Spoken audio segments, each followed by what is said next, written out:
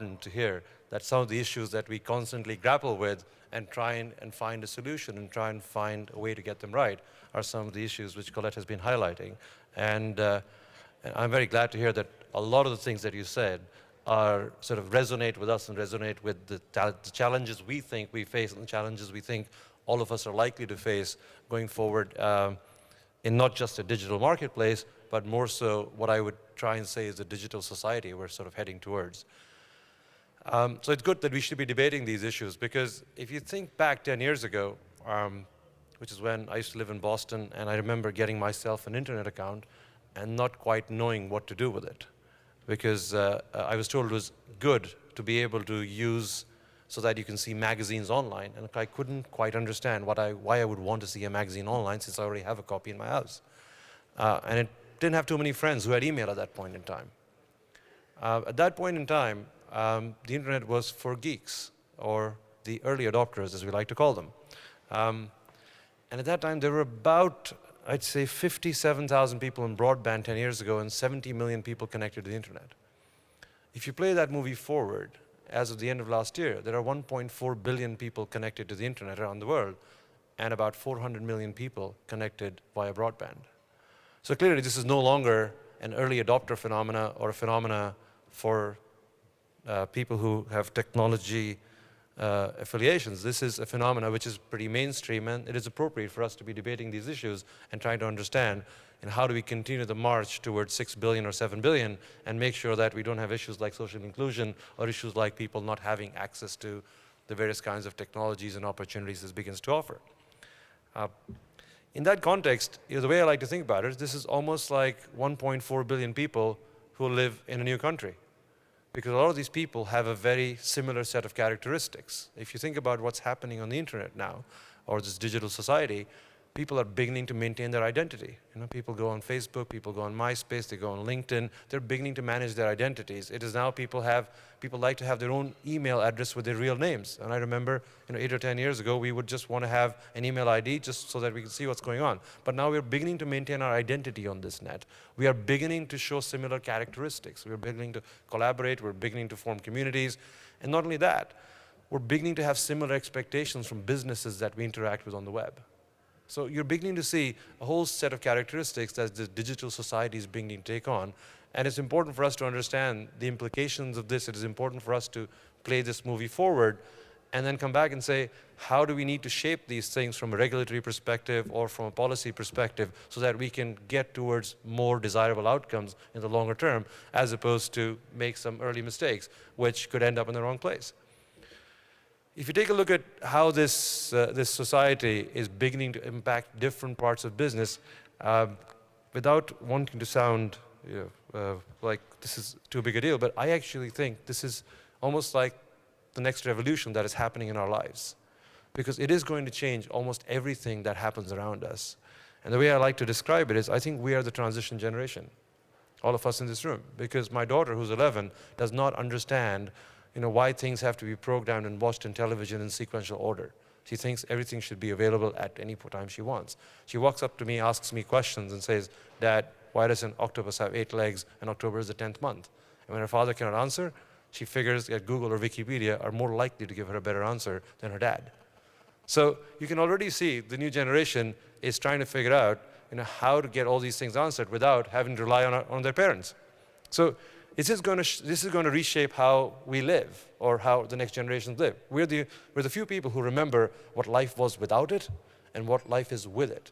But if you go back and say, do you remember a world without electricity? We would have to relearn how to live if suddenly we didn't have electricity for a few years.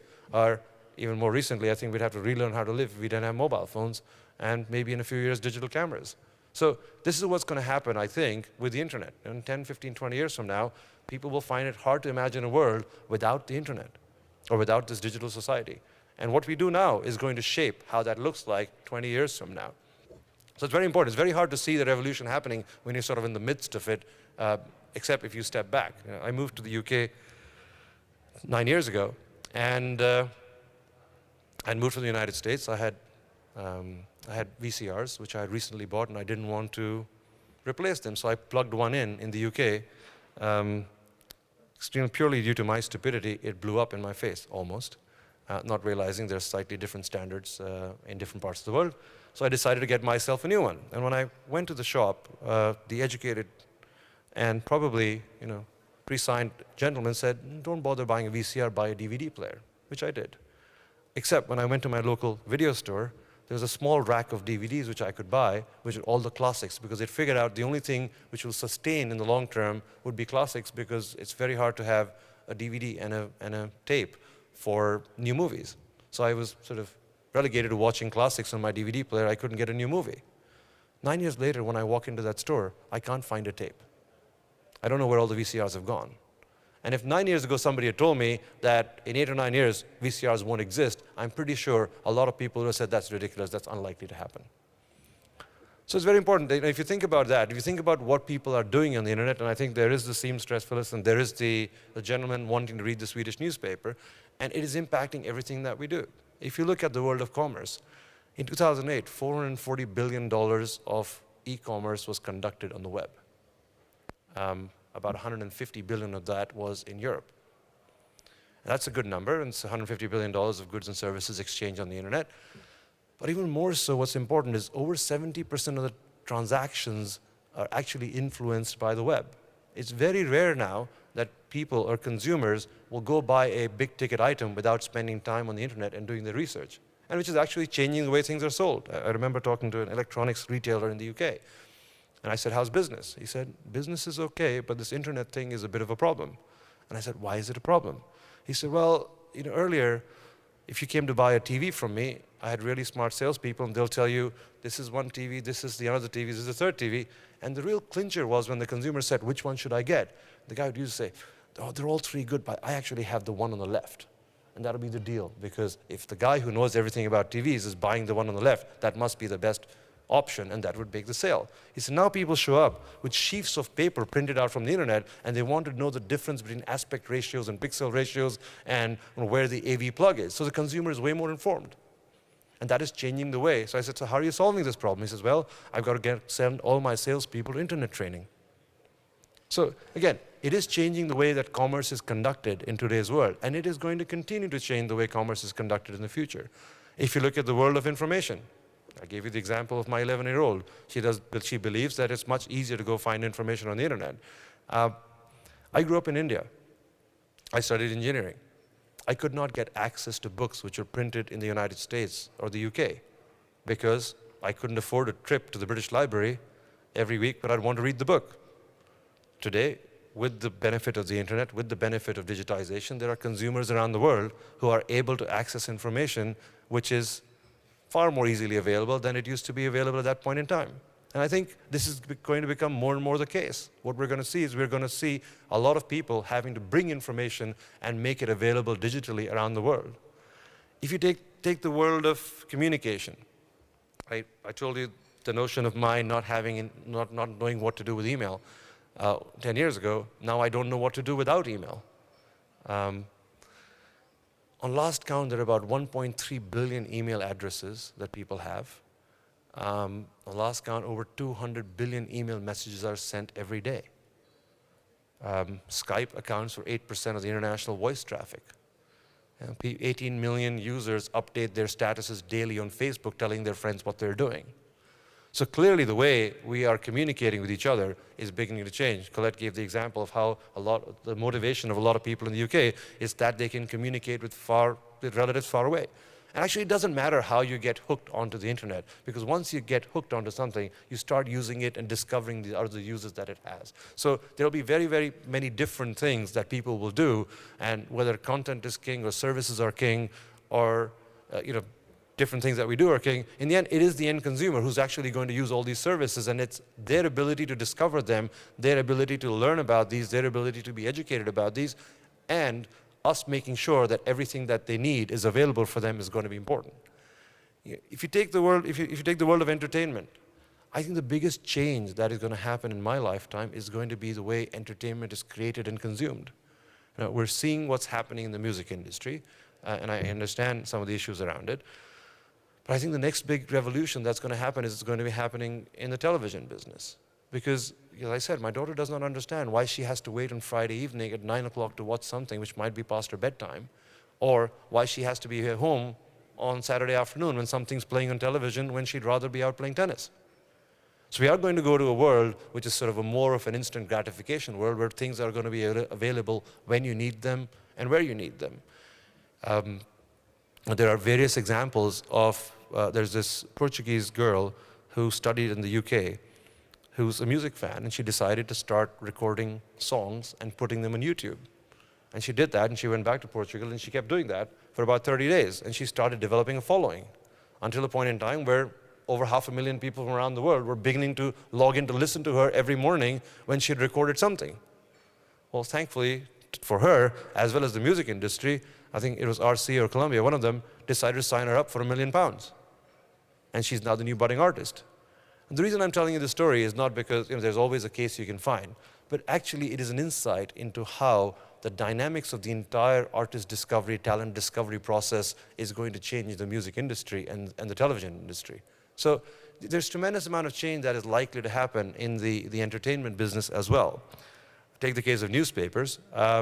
It was hard for us to get a Swedish newspaper on time or an Indian newspaper for me if I was in the UK. And we're going to see a lot of disaggregation of content happen as this begins to be used as a platform for publishing and gathering news, as it already is.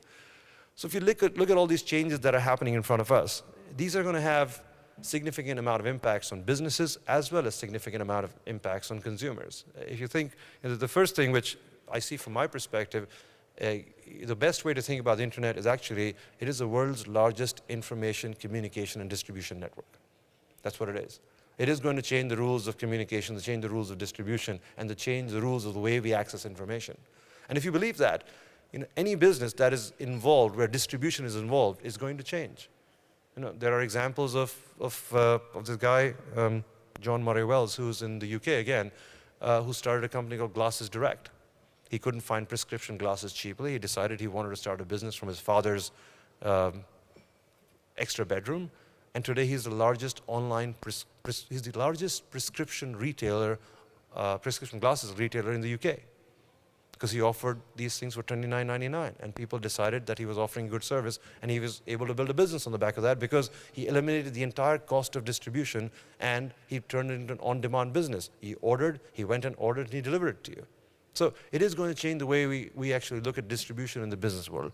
It is, there's a whole different power that is going to get created in terms of the power of collaboration. Consumers are beginning to collaborate. I think that the most recent example is the example of the election in the United States. There were people, there's a website called MyBO, My Barack Obama, where 25% of the people who voted for him in the election were connected by using Facebook communities. So people could go up there, be part of a community, and they could choose to donate, they could choose to get together on a certain set of issues, and the amount of collaboration that it created was phenomenal, and people felt they were engaged. I mean, to Colette's point earlier, there is tremendous amounts of participation that's going on from a societal perspective, and they are going to participate in the processes of informing opinions.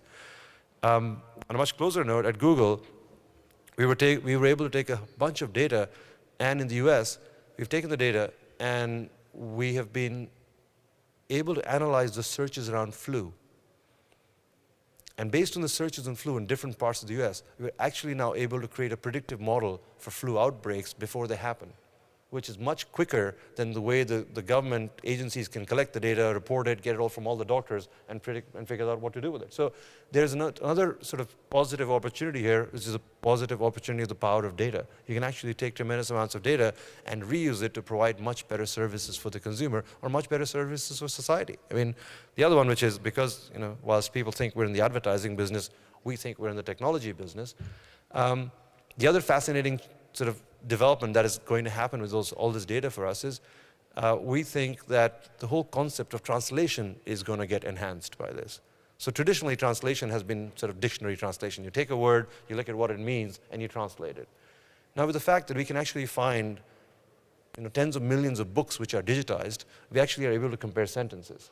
So if you look at a sentence and it's translated 40 times the same way, we believe that this must be the translation for the sentence. So it becomes more sort of easy to translate as opposed to look at it on a word-by-word basis, which usually results in which has very, very strange results. So again, there's this tremendous power of data that can be used as this begins to happen. So if all this is going to happen, the question which I often get asked is, well, how are we going to pay for all this stuff on the internet? You know, how are all these businesses and content and entertainment going to make money? And you know, people get surprised, well, there's so much online advertising going on, there's so much money being created in advertising. I don't think it's any different than the way we've been monetizing content for the last 50 years. You know, for the last 50 years, the way it works is you create content, and either you charge a price for it, and you get paid a subscription, or you advertise against it, and people pay for it by advertising. I have free newspapers in the UK. I can pick up on the tube, I can read and leave it there, and they're fully funded by advertising. And then I have newspapers where I have to pay a subscription, and I have journals where I pay a subscription, and there's no advertising in it. So there is a huge sort of a spectrum of how these things get paid for.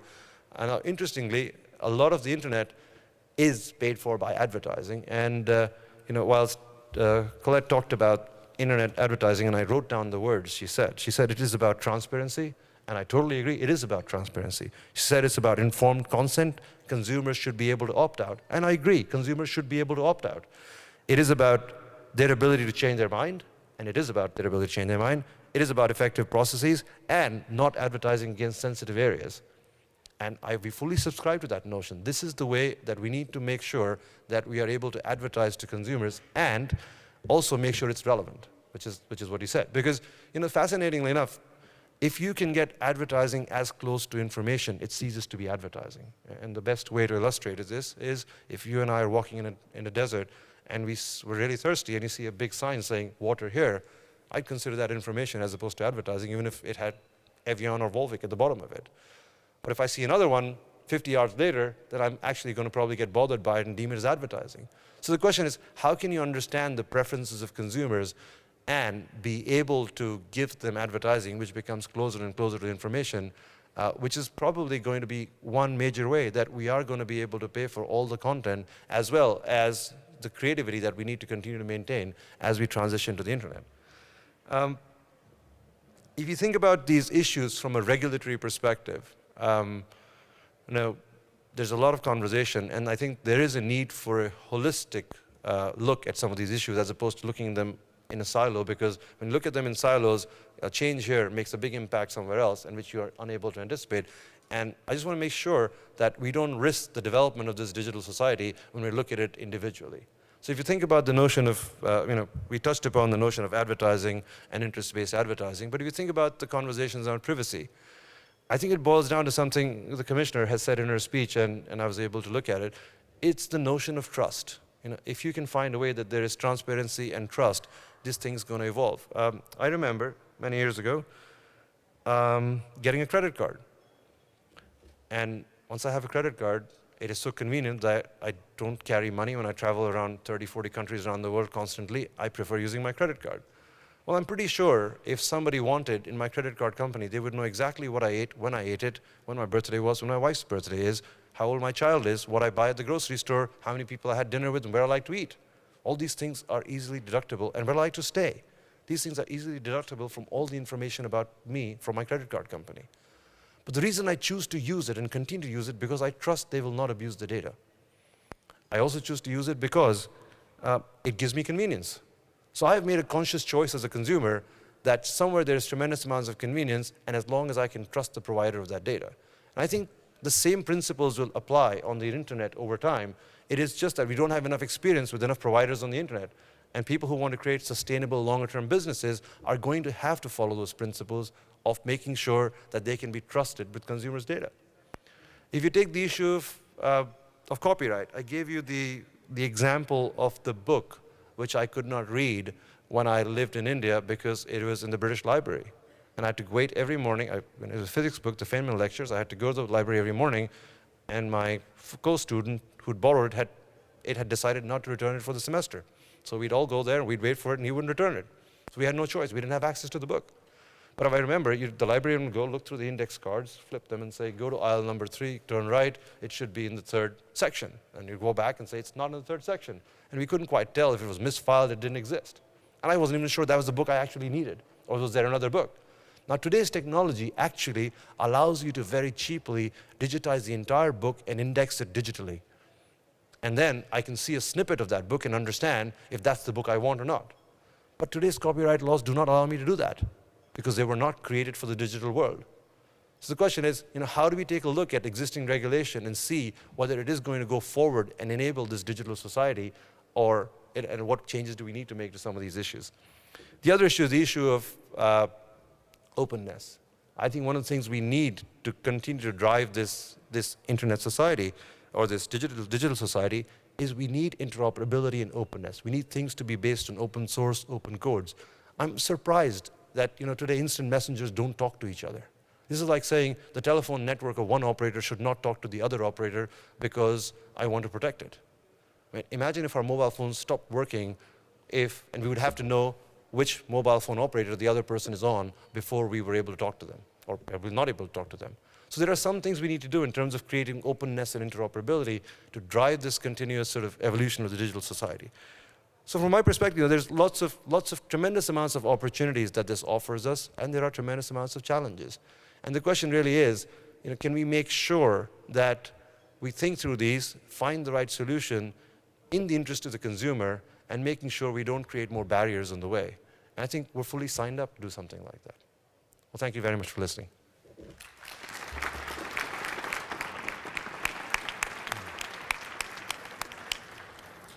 That was very interesting. I think we're running a little bit late, but I'm sure